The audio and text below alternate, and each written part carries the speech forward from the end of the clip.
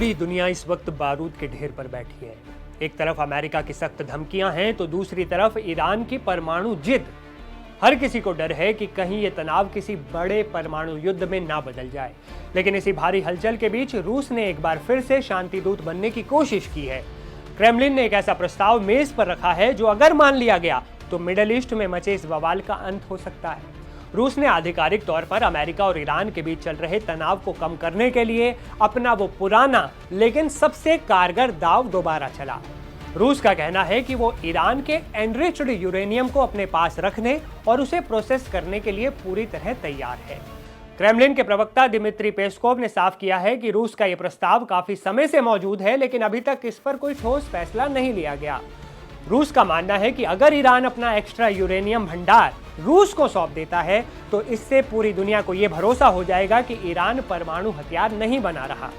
यानी एक तरफ दुनिया की चिंता दूर होगी और दूसरी तरफ क्षेत्र में जारी युद्ध के बादल भी छटने लगेंगे। अब सवाल यह है कि रूस का ये यूरेनियम फॉर्मूला आखिर काम कैसे करेगा।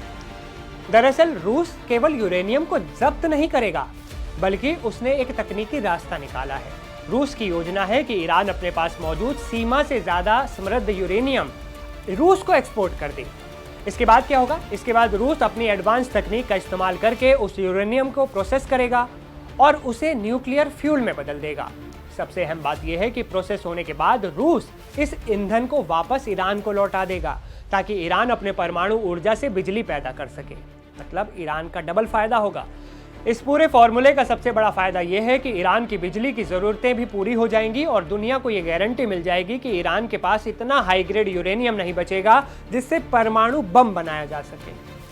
अब रूस कह रहा है कि वो इस संकट को खत्म करने के लिए हर संभव कूटनीतिक और तकनीकी मदद देने को तैयार है। ये एक ऐसी विन विन सिचुएशन है जहां ईरान का काम भी पूरा हो जाएगा और अमेरिका की चिंता भी खत्म हो जाएगी। लेकिन कहानी में सबसे बड़ा पेच यहीं फंसा है। रूस की ओर से बार बार मिल रहे सुरक्षित विकल्प के बावजूद ईरान ने अब तक इस पर अपनी मोहर नहीं लगाई। ईरान के लिए यह सिर्फ परमाणु ईंधन का मामला नहीं, बल्कि उसके स्वाभिमान और संप्रभु अधिकार की बात है। तेहरान हमेशा से कहता आया है कि अपने देश की जमीन पर यूरेनियम समृद्ध करना उसका अधिकार है और वो अपने इस खजाने को देश से बाहर भेजने के हक में बिल्कुल नहीं है। फिलहाल गेंद अब ईरान और अमेरिका के पाले में है। अगर अमेरिका की सरकार और ईरान इस रूसी मध्यस्थता पर सहमत होते हैं तो ये सालों से चले आ रहे विवाद का सबसे बड़ा समाधान बन सकता है। लेकिन अगर ईरान अपनी जिद पर अड़ा रहा और अमेरिका अपनी धमकियां कम नहीं करता तो फिर रूस की ये कोशिश भी इतिहास के पन्नों में दबकर रह जाएगी।